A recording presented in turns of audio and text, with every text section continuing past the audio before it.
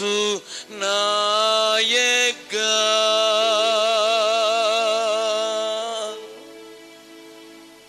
எந்தன் உள்ளம் தங்கும் இயேசு நாயகா, உந்தன் வீடாய் கொள்ளும் இயேசு நாயகா. இன்றைக்கு தொடர்ந்து அதே புஸ்தகத்தில் காணப்படுகிற சில காரியங்களை உங்களுக்கு காண்பிக்கும்படியாக 4வது அதிகாரத்திற்கு திருப்பிக் கொள்ளுங்கள். 3 காரியங்களை இன்றைக்கு உங்களோடு கூட பேச விரும்புகிறேன். 4வது அதிகாரத்தில், 6வது அதிகாரத்தில், 9வது அதிகாரத்தில் இருந்து சில காரியங்களை காண்பிக்க விரும்புகிறேன். முதலாவது 4வது அதிகாரத்தை திருப்பிக் கொள்ளுங்கள். ஆண்டவர் தன்னுடைய ஜனத்தை திருப்புவதற்காக, ஆயத்தப்படுத்துவதற்காக, தன்னை விட்டு சோரம் போய்விட்ட மக்களை மீண்டும் கொண்டு வருவதற்காக என்ன செய்கிறார் என்று பாருங்கள்.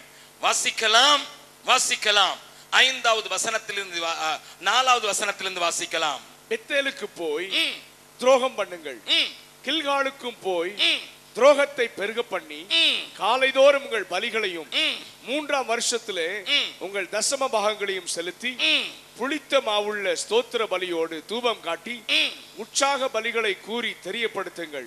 இஸ்ரவேல் புத்திரரே, இப்படி செய்வதே உங்களுக்கு பிரியம் என்று கர்த்தராகிய ஆண்டவர் சொல்லுகிறார். நல்லா கவனிங்க. ஆண்டவர் சொல்ற வார்த்தைகளை கொஞ்சம் கவனித்து பாருங்கள். வார்த்தைகள் எத்தனை அழகாக எழுதப்பட்டிருக்கிறது என்பதை ருசிக்க தெவிட்டாத இந்த புஸ்தகத்திற்காக நன்றி செலுத்துகிறேன். நன்றை கவனிங்கள். ஆண்டவர் சொல்கிறார், இப்படி செய்வது யாருக்கு பிரியம்? நல்லா கவனிங்க. நல்ல வசனத்தை பார்த்து சொல்லுங்க பிரதர். இப்படி செய்வது உங்களுக்கு பிரியம். எனக்கு பிரியமான நீ பார்க்கவே இல்லை. உனக்கு பிடிச்ச மாதிரி ஆராதனை, உனக்கு பிடிச்ச மாதிரி பலி, உனக்கு பிடிச்ச மாதிரி புளித்த மாவுள்ள சோஸ்திர பலியை கட்டி உற்சாக பலியை கூறி இதெல்லாம் செய்யறது, தசம பாகத்தையும் செலுத்தி காலைதோறும் செலுத்தி இப்படி செய்வது உனக்கு பிரியம். ஓஹோ, பக்கத்துல உங்க கையை பிடிச்சு கேளுங்க. நீங்க ஆராதிப்பது ஆண்டவருக்கு பிரியம்னு கேட்டீங்களா, எங்களுக்கு பிரியன்னு கேட்டீங்க? வெஸ்லி பாடுங்க, வெஸ்லி பரவசமா இருக்குது. அப்படி போகணும்னா மைக்கேல் ஜாக்சன் இதை விட பரவசமா பாடுறான், தெரியுமா? ஆமா ஆமா, மைக்கேல் ஜாக்சன் என்கிற ஒரு பிசாசின் மகன் இருக்கிறான். அவன் பாடினான்னா ஆணு பொண்ணு அவுத்து போட்டு ஆடுற அளவுக்கு பரவசம். அது உங்களுக்கு பிரியம். அதுக்கு இல்ல ஆராதனை. என் தேவனை பிரியப்படுத்த வேண்டும். உமக்கு பிரியமானதை செய்ய எனக்கு கற்று தாரும் தெய்வமே. உமக்கு பிரியமானதை செய்ய எனக்கு கற்று தாரும் தெய்வமே. நீரே என் தேவன்,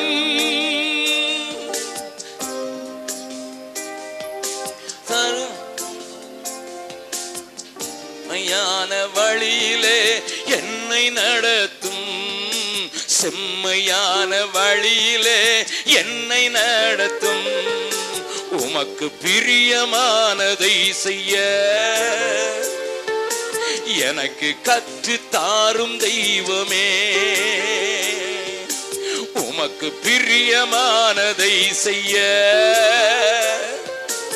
எனக்கு கற்று தாரும் தெய்வமே. நல்லா கவனிங்க, நல்லா கவனிங்க. பாட்டு பாடணுங்கிறதுக்காக நம்ம பாடக்கூடாது. கர்த்தருக்கு பிரியமான நினைச்சு பாடி ஆராதிக்கணும். நிறைய காரியங்களை நம்ம மிஸ் பண்றோம். இன்னைக்கு சாயங்காலம் கூட ஒரு சகோதரி என்னை பார்க்க வந்தாங்க. அவங்க ஒரு தன்னுடைய பிள்ளை குறித்து ரொம்ப கவலைப்பட்டு, அவங்களுக்கு பிபி எல்லாம் ஏறி போச்சுது, ரத்த அழுத்தம்லாம் ஏறிட்டு, நான் அவங்கள பார்த்து ஒரு சின்ன கதை சொன்ன உங்களுக்கு சொல்றேன். அல்லேலூயா. 2 சாமியாருங்க 2 மரக்கண்டை எடுத்துட்டு போனாங்க. ஒருத்தர் தோட்டத்தின் அந்த மூலையில கொண்டு நட்டாரு, இன்னொருத்தர் பெரிய தோட்டத்தில் இந்த மூலையில கொண்டு நட்டாரு. 6 மாசம் மாசம் கழிச்சு ஒரு சாமியார் நட்டின பெரிய கன்று செத்து போயிடுச்சு. ஆனா ஒரு சாமியார் வெட்டின அதே வெரைட்டி அதே நேரத்துல அதே நாள்ல நட்டின மரம் ஓஹோன்னு வளர்ந்துட்டு. அப்ப முதல் சாமியார்ட்ட இந்த ரெண்டாவது சாமியார் கேட்டாரு, எப்பா உன் மரம் பட்டு போச்சப்பா, என்னப்பா ஆச்சுது அப்படின்னு கேட்டா, அந்த முதல் சாமியார் சொன்னாரு, நான் என்ன செய்யட்டும், நான் நல்லா தானே ஜெபம் பண்ணேன், நான் நல்லா தானே பார்த்தேன். என்னப்பா செய்த? நான் மரத்தை நட்டுட்டு சொன்னேன், ஆண்டவரே இந்த மரத்துக்கு கொஞ்சம் தண்ணி வேணும் போல இருக்குது, மழையை அனுப்பும். மழையை அனுப்புனாரு. அடுத்த நாள் வந்து பார்த்தேன், ஆண்டவரே இந்த மரத்துக்கு கொஞ்சம் நிழல் வெயில் வேணும் போல இருக்குது, கொஞ்சம் வெயில் அனுப்பும். வெயில் அனுப்புனாரு. மூணாம் நாள் இந்த மரத்துக்கு கொஞ்சம் நைட்ரஜன் வேணும் போல இருக்குது, ஆண்டவரே நைட்ரஜன் அனுப்பும். நைட்ரஜன் அனுப்புனாரு.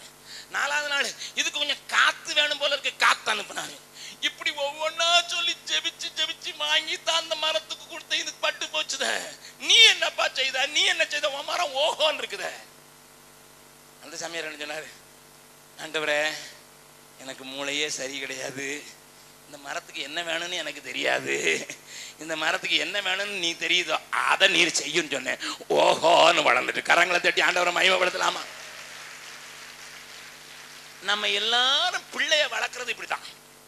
எப்படி தெரியுமா? ஊழியக்காரங்க ஊழியத்தை வளர்க்கறது இப்படித்தான். பிள்ளை வளர்க்கறது, ஆண்டவரே இதை தாரு, நான் 30 நாள் உபவாசம் இருந்து விட மாட்டேன். சரி தந்தார். அதுக்கு பிறகு 40 நாள் உபவாசம் போட்டேன், தந்தாரு. வளர மாட்டேங்குது. நான் என்னுடைய பிள்ளைகளை வளர்த்ததும் என்னுடைய பிள்ளைகளுக்காக மாத்திரம் ஊழியத்தை வளர்த்தோம். உமக்கு பிரியமானது செய்யறது செய்யும், நான் உமக்கு உதவியாளனா இருக்கிறேன், அவ்வளவுதான். நீங்க எஜமானா இருந்து அவர் வந்து உரம் போடும், தண்ணீர் பாய்ச்சும், வெயில் அனுப்பும் அப்படின்னா அது அப்படித்தான் இருக்கும். பக்கத்துல இருக்கும் சொல்லுங்க, நீங்க எஜமானா தேவன் எஜமானா? பிள்ளைய வளர்க்கறதுக்கு இப்படிதான். பிள்ளை பிறந்துதா, ஆண்டவரை என் கையில இந்த பிள்ளைய நம்பி கொடுத்துருக்கீங்க, இதை வச்சு என்ன செய்ய போறீங்களோ அதுக்கு நான் என்ன ஒப்பு கொடுக்குறேன், அவ்வளவுதான். அது வளரையா? இல்ல இந்த பிள்ளைய இப்படி ஆக்கும் ஆண்டவரே, அப்படி ஆக்கும் ஆண்டவரே, அவனுக்கு வராததை திணிச்சு அவன் அந்த பக்கமா ஓட, நீ இந்த பக்கமா இழுக்க, நீ டியூஷனுக்கு அனுப்ப, நீ 2000 ரூபாய் செலவழிக்க, நீ காலேஜில் 10,000 ரூபாய் லஞ்சம் கொடுத்து சேர்க்க, அவன் அங்க இருந்து காலேஜ்ல இருந்து சினிமா கோட்டையில போய் விசில் அடிச்சுட்டு உட்காந்துட்டு இருக்கான். கேட்டா உபவாசம் பண்ணி தான் 10,000 லஞ்சம் கொடுத்தேன். அடே உபவாசம் பண்ணி லஞ்சம் வேற கொடுக்கணுமா? ஒன்னும் கொஞ்சம் உபவாசம் பண்ணி லஞ்சம் கொடு. நல்லா கவனிங்க. அப்போ இவங்க ஆராதனை பண்ணாங்க, யாருக்கு பிடிச்ச மாதிரி ஆராதனை பண்ணாங்க? எனக்கு என்ன பிடிக்குதோ அதை செய்வேன். ஆண்டவர் சொல்றாரு, துரோகம் பண்ணி, அல்லேலூயா, இங்க காணாக்கரைக்கு பெத்தேல்ல துரோகம் பண்ணி, கில்கால்ல போய் துரோகம் பண்ணி, அங்க தசம பாகத்தை கொடுத்து, அங்க அதை கொடுத்து, இதை கொடுத்து, உங்களுக்கு பிரியமாது அது நல்லா இருக்குது. அடுத்தால என்ன வசனம்? அடுத்த வசனம் வாசிங்க. ஆகையால் நல்லா கவனிங்க. நீ உனக்கு பிரியமானதை செய்துட்டு தேவனுக்கு தான் செய்றேன்னு சொன்னா, ஆகையால் நான் உங்கள் பட்டணங்களில் எல்லாம் உங்கள் பல்லுகளுக்கு ஓய்வையும் உங்கள் ஸ்தலங்களில் எல்லாம் அப்ப குறைவையும் கட்டளையிட்டேன். எனக்கு பிரியமானது நீ செய்யாதனால நான் உன் பல்லுக்கு ஓய்வு, சவைக்கிறதுக்கு ஒண்ணுமே இல்லாதபடி உனக்கு ஓய்வை கட்டளையிட்டேன், உனக்கு அப்ப குறைவை கட்டளையிட்டேன். ஆனா செய்தது எதுக்கு தெரியுமா? எதுக்கு தெரியுமா? எதுக்கு தெரியுமா? வாசிக்கலாம். ஆகிலும் நீங்கள் என்னிடத்தில் திரும்பாமற் போனீர்கள் என்று கர்த்தர் சொல்லுகிறார். நான் பஞ்சத்தை குறைச்சல, நீ விளைச்சதுக்கு தகுந்த உனக்கு பலன் கிடைக்காம போறதுக்கு பதிலா நான் செய்ததுக்கு காரணம் என்ன தெரியுமா? எப்படியாவது திரும்பி வர மாட்டானா, எப்படியாவது திரும்பி வர மாட்டானா. ஆனாலும் ஆகிலும் என்கிட்ட திரும்பல. நல்ல கவனிங்க. ஆண்டவருக்கு பிரியமானதை செய்தா என்ன நடக்கும்ங்கிறதையும் சொல்லிடுறேன். ஒரு சின்ன உதாரணம். நாங்க நேபாளத்தின் பார்டர்ல ஒரு சின்ன சீசத்துவ பள்ளி வச்சிருக்கோம். அது மதுபனிங்கிற ஒரு பட்டணத்துல இருக்கு. நேபாளத்தை வட எல்லையா கொண்டுதான் பீகார் இருக்கிறதுனால அங்க இருக்கிற பிள்ளைங்களை சேர்த்து அவங்க 6 பேரை அந்த சீஷத்துவ பள்ளி, சீஷராக்குற பள்ளிக்கு அவங்கள சேர்த்தோம். அதுல ஒருத்தன் பெண்களை கடத்தி விற்கிறவன், இயேசுவை ஏற்றுக்கொண்டான். ஒருத்தன் துப்பாக்கி ரவைகளை சைக்கிள் டியூபுக்குள்ள வச்சு நக்சலைட்டுக்கு சப்ளை பண்ற ஆள். ஹலோ, பயந்துட்டீங்களா? ஹalleluya. இன்னொரு ஆளு அவர் தான் துப்பாக்கி வாங்கி கொடுக்கிறதுக்கு ஏஜென்ட். இந்த மாதிரி ஆட்களா பிடிச்சு இவங்க 6 பேருக்கு பைபிள் சொல்லி கொடுத்தாரு எங்க சகோதரர். 5 மாசம் பைபிள் சொல்லி கொடுத்தாரு, ஆதி ஆகமத்திலிருந்து வெளிப்படுத்தல் வரைக்கும். 6வது மாசம் பிராக்டிக்கல் ட்ரைனிங் சொல்லிட்டு நேபாளத்துக்குள்ள அனுப்பிச்சிட்டாரு. எங்க அனுப்பிச்சிட்டாரு? நேபாளத்துக்குள்ள. நேபாளத்துல எங்க போனாங்கன்னா ஜனக்பூர்னு ஒரு ஊர் இருக்குது. அது உங்களுக்கு தெரியுமா தெரியாதான்னு தெரியல. சாயங்காலம் தான் போய் சேருவோம். ஒரு ட்ரெயின் இருக்குது, சின்ன குச்சு குச்சுக்குன்னுட்டு ஒரு நேரோ கேஜ் ட்ரெயின் இருக்கு. ஜெய்நகர்னு ஒரு இடத்துல இருந்து ஜனக்பூருக்கு போய் அங்க இறங்கி கொஞ்சம் டீ குடிச்சிட்டு வழியில நின்று அவங்க பாட ஆரம்பிச்சாங்க. பாட ஆரம்பிச்சோன்னா கூட்டம் கூட்டிட்டு 400 பேர் கூட்டிட்டான். டிராபிக் ஜாம் ஆயிடுச்சு. அந்த வழியா தான் போலீஸ் சூப்பரண்டன்ட் ஆஃப் போலீஸ் வர்றாரு. அவர் வந்தவொடனே கேட்டார், இது என்னப்பா கூட்டம், வழி அடைச்சிக்கிட்டு நிக்கிறான் அப்படின்னு கேட்டா, அதுல இருக்கிற போலீஸ் இறங்கி வந்து ஆளை பார்த்தான். சார், அங்க ஒரு 6 பேர் நின்று என்னமோ பாடிக்கிட்டு இருக்கான், சத்தம் போடுறான், கூட்டிட்டு வாடா, கூட்டிட்டு வா ஸ்டேஷன். அவர் போலீஸ் ஸ்டேஷன் போயிட்டாரு.